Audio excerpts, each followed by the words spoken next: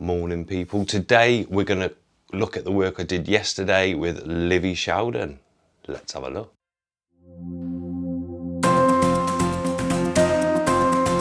So I did this work yesterday with Livy. We just did some work for her website and social media and some brand work which she's associated with. The main thing we're focusing on here is the gym part of it, and the reason why is because the lighting is not great. Looks great when you're in there, when you're training, doesn't look too bad on Instagram, pop a filter on, you're all done. But in this one section of the gym, it's got some nice blue lighting, it has got some sort of daylight balance in there as well. Fortunately, blue, just a bit like red lighting, the actual hue they've got in there, it creates like a very, very stark, cold look. The issue with it is that when you try and balance it, even with the daylight bulbs in there, the colour shifts and the gradient of the blue on the skin tone. So when you're balancing it out, it goes so blue and it cuts the gradient mapping on the skin, so it creates a sharp angle. We'll get into that. So I'm just going to show you like a before straight out of the camera in Lightroom, nothing done to it, and then we're going to go into the fixed product in Photoshop with all the layers, and I'll just go through them. I won't go through the process because the actual process of getting the image where it is now took about 2 hours of sort of, you know, mapping different colours in and so on. So we're going to get into it. Let's have a look. Straight out of the camera, and there's no grade on this at all. So on the back of the, well, in the viewfinder and the back of the LCD, this actually looked slightly more saturated with the skin tones, but as you can see here, we've just got this overall cast of blue. Actually, to my eyes, when I was there, it didn't look exactly like this, but her skin tone looks quite insipid there. Not her fault, because she's absolutely amazing. So the main issue with this is we've got to get this balanced. I'll be fixing some bits like here just to tidy it up, some little bits and bobs, but to get this balanced completely and just correct some minor errors, and then we're done. On this one, this is the Photoshop. We've got all the layers here. As you can see, there's a few. And we've done the color, like a very basic color grade. What we've tried to do in Lightroom is to not force the colors too much, because obviously we know we're editing it in Photoshop, so we need as much range in this as possible. This is a TIFF file. Well, it was when I imported it anyway, so it's quite large, so we're retaining as much as we can. So the first thing, as we always do, we do the first layer, non-destructive editing, remember. And this is the imperfection, so just like little bits and bobs on the floor. And that's, as you can see, very, very minimal. All we've actually done is just tidied the hair up a bit, removed some of the marks and scuffs in the floor, and that's it. Then onto the dodge layer. And there's quite a dramatic shift there. So this is purely curve adjustment, and then we've just evened out any tones.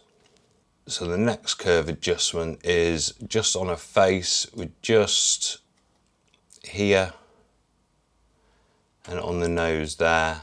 Although those are both natural shadows, it's actually easier, as you can see, just to get rid of them. Again, it's about evening out the tone and giving some nice symmetry on the face. Then we move to selective colour.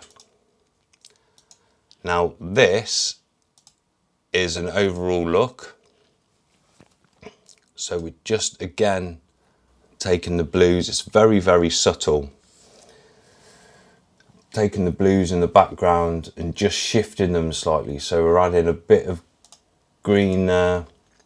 And again, it's just to get this lighting looking right. And then curves, again, doing a bit more dodge and burning, because obviously after some of the shifts, we're just changing. So we're just like evening these bits out. Then I did another layer, which was literally just for a hand bracelet here, just to get rid of that, because it's a pet hate of mine on fitness videos and photography. And then another dodge and burn layer, but this is just, again, just a face, just evening out the last couple of little bits. Then we did a levels adjustment.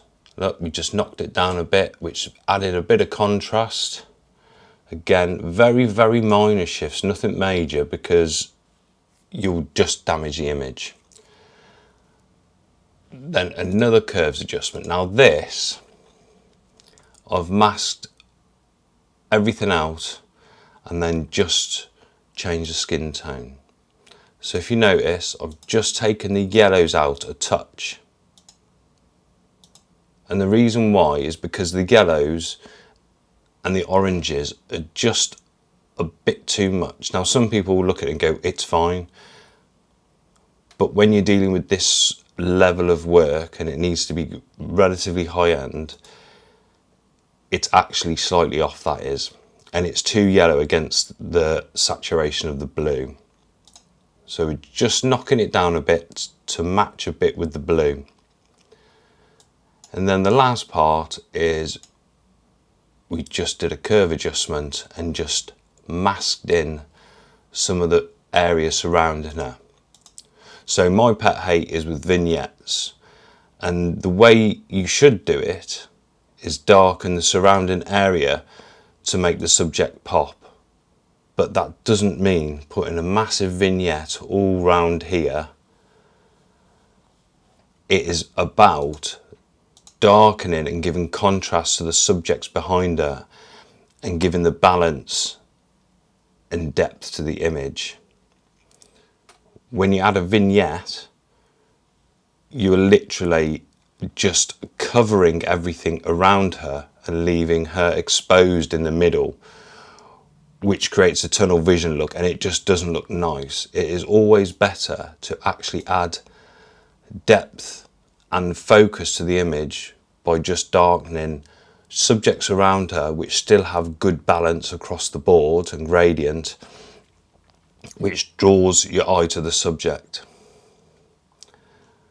And that is it. Still quite a lot to do in there, but as you can see with the layers, you just build them up, and in some cases with the dodge and burn, I think it was 2 or 3 more layers, because as I go through, you don't have to revert all the way back to the bottom one as such. You can just you can keep adding them, because obviously if you want to do one layer and then alter it, and then later on when you've done a colour adjustment, you know, whether it's balance or like selective colour or whatever it may be, you might notice something else. Because as well, when you look at an image and you're sort of, I mean, with this I was doing it full screen and zoomed in to get it right. When you're doing it for such a long period of time, because it took about 2 hours, your sort of eyes become used to it, the colour. So you need to sort of step away, come back, or do another part of the image, and then later on, so I'll do a bit of the face, you know, the arms and the legs, and then I'll do some of the background, and then by that time I think, oh, I've just noticed that on like the leg or something, so I'll go back to it and I'll create another layer just to do that. And it's just easier then. If you try and do it all at once, your eyes just can't cope with all the colour, it just starts to look the same. So take your time. Like I said, it's quite a lot to do really, but with the image that you get, especially in this lighting situation, this is the sort of work you need to do to get it right. You can slap a filter on and sort of like get through it a bit and it looks fine, but if it needs to be refined, this is what you need to do. There we go. Again, I like to be efficient. That was a bit of a long one, but it's definitely worth doing, and I will see you next time.